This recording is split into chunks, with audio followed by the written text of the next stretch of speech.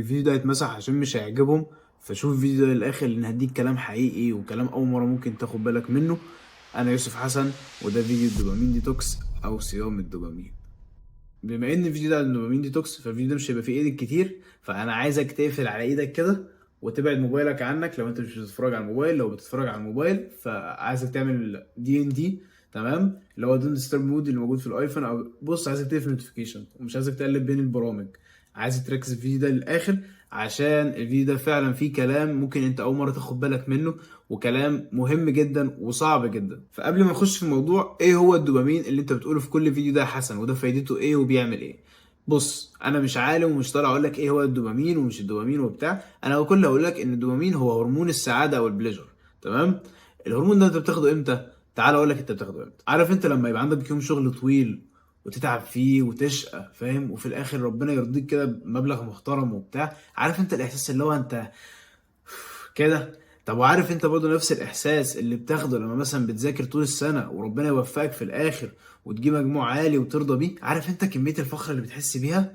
طب وعارف انت لما مثلا تروح الجيم وتلتزم بالجيم وتلتزم بدايت كويس وتبقى انسان نشيط وتشوف في فرق بين جسمك قبل كده ودلوقتي؟ عارف انت الاحساس اللي هو ده؟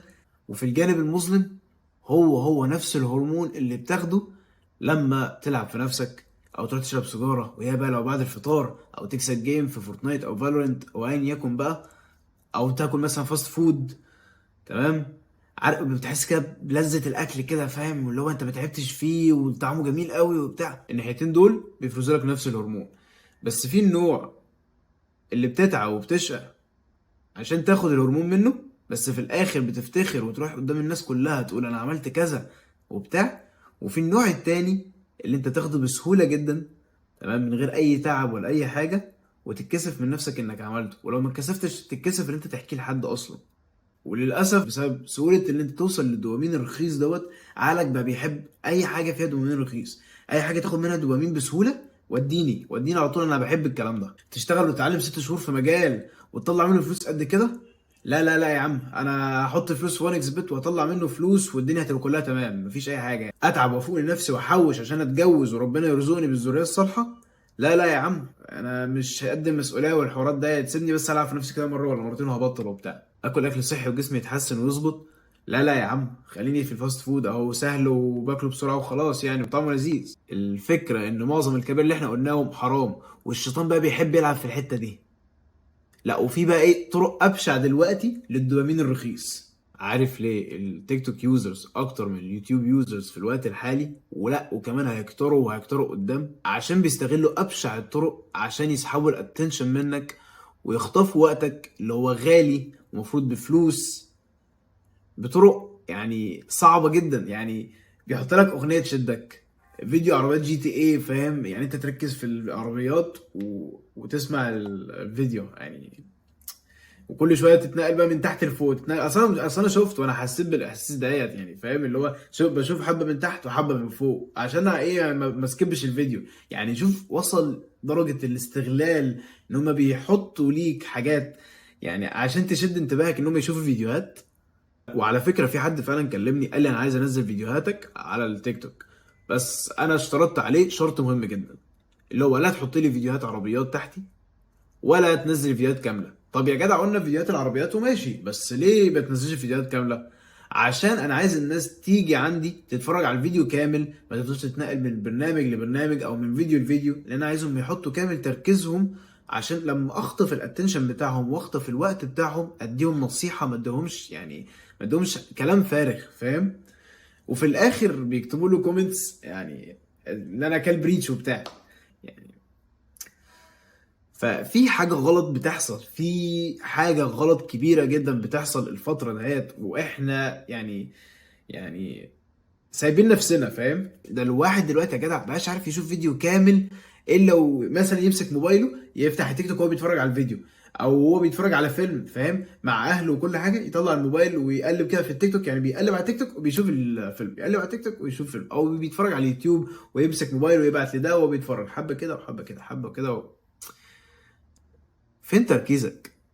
وانا عشان كده قلت في اول الفيديو ان الفيديو ده مش هيبقى فيه ايديت كتير، عشان انا بنبهك ان انت عايزك تركز معايا في الفيديو، مش شرط عشان يعني اخطف انتباهك يبقى الفيديو بقى فيه اديت يمين وشمال وصور تطلع صور تنزل، لا يعني انا ما بقاش بتكلم عن دوبامين ديتوكس وبفشخهولك اكتر.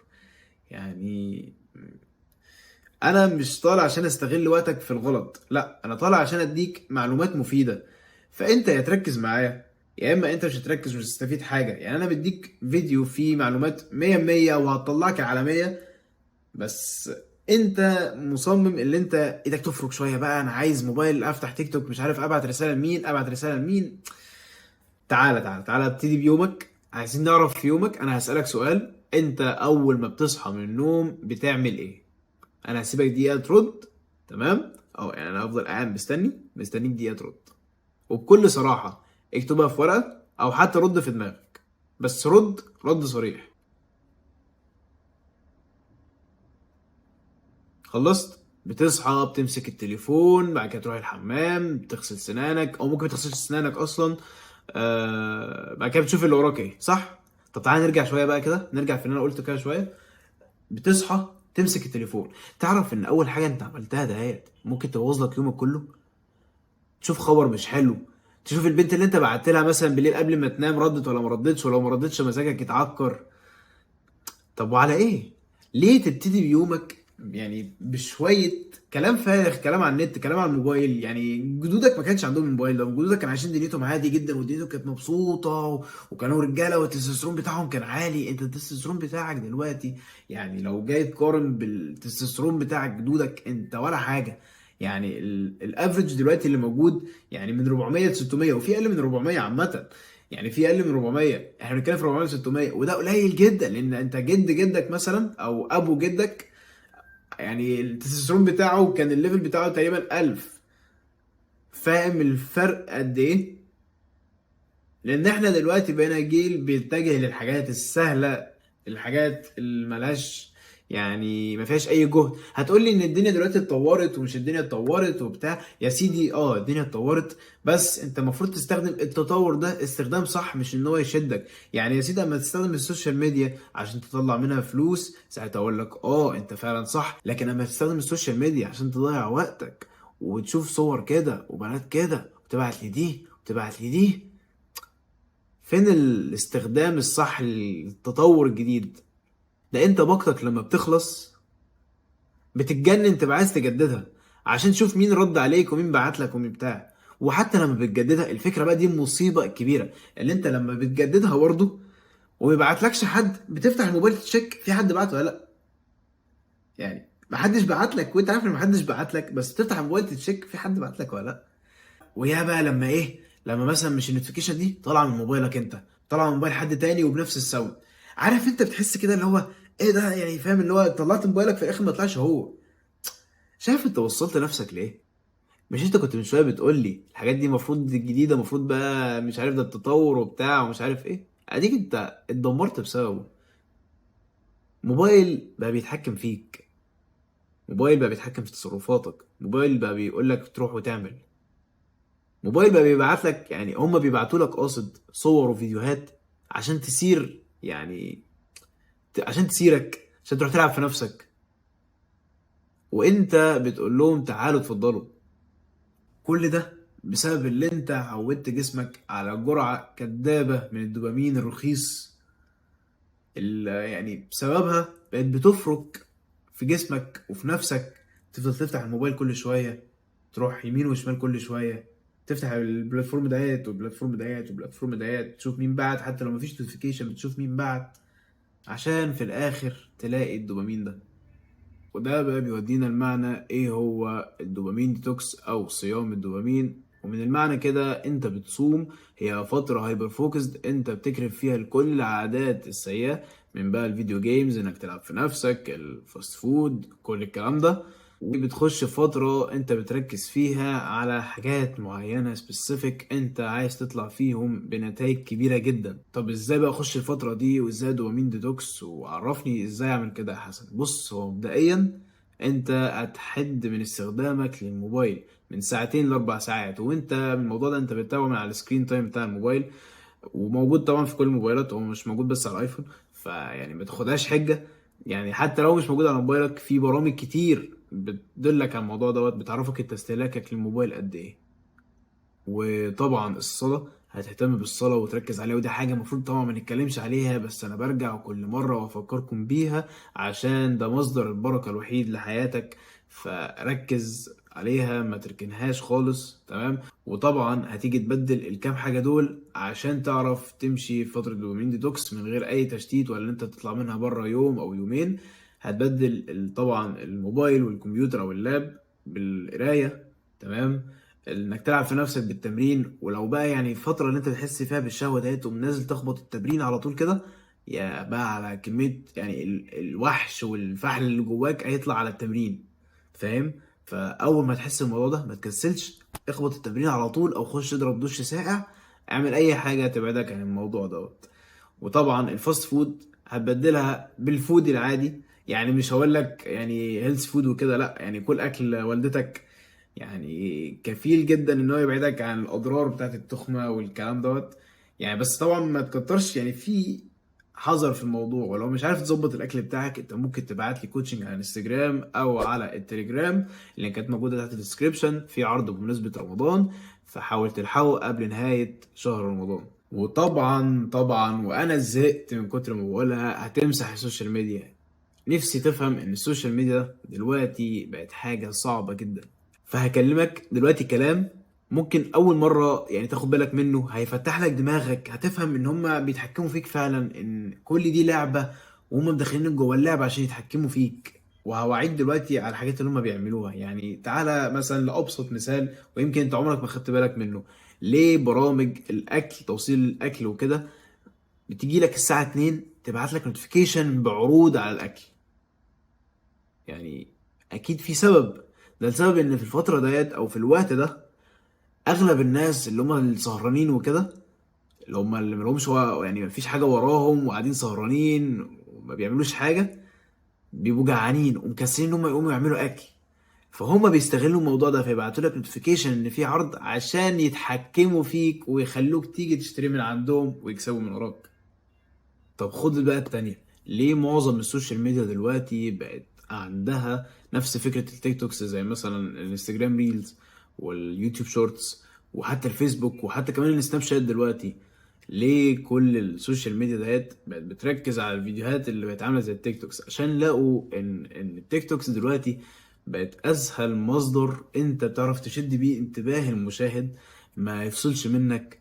يعني دوبامين رخيص، يوديك ويجيبك، يطلع لك صورة كده تروح انت تعمل كده، يطلع لك اعلان كده تروح انت تشتري كده. يعني بيتحكموا فيك بطريقة صعبة، يعني بيستغلوا يعني تركيزك. يعني مثلا يبعتوا لك فيديو حزين على فيديو يبسطك، انا مش عارف ايه، كل فيديو بمشاعر جديدة. فدوبامين دوبامين دوبامين دوبامين وانت قاعد على السرير ما بتعملش حاجة. تعرف بقى ان الصين والتيك توك بتاعنا احنا مثلا بيطلع فيديوهات عن فيديوهات؟ يعني الصين بيطلع للعيال اللي هم مثلا في حدود ال 14 و 13 سنة لحد ال 18 سنة، بيطلع لهم فيديوهات بقى ازاي يطوروا من نفسهم وبرمجة ومش عارف ايه. لكن تعالى على الجانب بتاعنا احنا، يعني فين وفين يوم يطلع لك صورة كده على فيديو كده يثيروا شهوتك، تروح تتفرج على موقع تبع الأجانب، مش عارف ايه، قذارة. انت كل ده عمالين بيكسبوا منك من كل ناحية، من التيك توك ومن المواقع الإباحية ومش عارف من ايه ومش عارف من ايه. كل ده بياخدوا من وقتك ويحولوا فلوس ليهم، بيحاولوا يلعبوا في عقولكوا، بيحاولوا يستغلوكوا، بيحاولوا يغيروا أدمغتكم، بيحاولوا يغيروا الكالتشر بتاعتكم. يعني بيوريكوا ان انت تبقى شاذ عادي، بيوريك ان انت تبقى انسان ضعيف عادي، بيوريك ان انت تبقى تخين عادي، بيوريك ان انت لما التست بتاعك يبقى قليل يبقى عادي.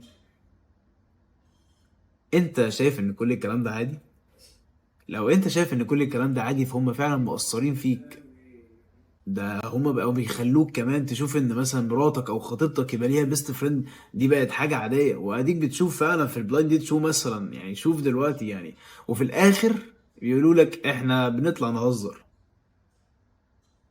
والهزار ده للأسف بيلعب في دماغ الإنسان، بيحولها، بيخليها يشوف أنا بهزر، مرة في مرة أنا بهزر، مرة في مرة أنا بهزر، مرة في مرة ده أنا غلطت، مرة في مرة مش عارف إيه. يوم ما اتعود على الموضوع ده، مش بقولك على مزاجهم، الحق نفسك. الحق نفسك، ولو وقعت عادي قوم. المهم ان انت تبقى عارف ان اللي انت فيه ده مش عادي. المهم ان انت تبقى عارف ان مفيش وقت. انت مشكلة الانسان انه شايف ان في وقت. انت محتاج تصلح من نفسك، محتاج تقرب من ربنا، بس انت شايف ان في وقت. خلاص انا مش هصلي النهارده، لا اصلي بكره. المشكله انك شايف ان في وقت. انا اقربها مثل، يعني انا دلوقتي كليتي 5 سنين، لسه لي 4 سنين عشان اخلص الكليه. بعد ما اخلص الكليه لسه في سنه جيش، ممكن يبقوا 3 سنين، ولسه هنزل المفروض بعدها هشوف شغل. والله اعلم يا عالم هتوفق ولا لا في ان انا اشوف لي شغل. كل دي ارزاق بيد الله. المفروض ان انا في الفتره دي بكون بجهز عشان اروح اتقدم للبنت اللي انا بحبها، عشان ما يجيش حد قدام يكون جاهز ان هو يقدر يتجوزها وياخدها مني. فاهم يعني الاحساس اللي انت هتحسه. فمفيش وقت، فلازم تبتدي تتغير من دلوقتي، تشوف فين الغلط اللي انت بتعمله وتحاول تصلحه. ولو عايز تغير من نفسك صح، فانت ممكن تعمل لي سبسكرايب. انا بنزل فيديوهات بتخليك بني ادم، بتخليك انسان راجل، بتخليك انسان يعني شايف مستقبله. عايزين نوصل ل10,000 قبل نهاية شهر رمضان. وبس ده كان موضوع دومين ديتوكس. دلوقتي ما عادش فيه وقت على الفطار، فهقوم وبس كده. السلام عليكم.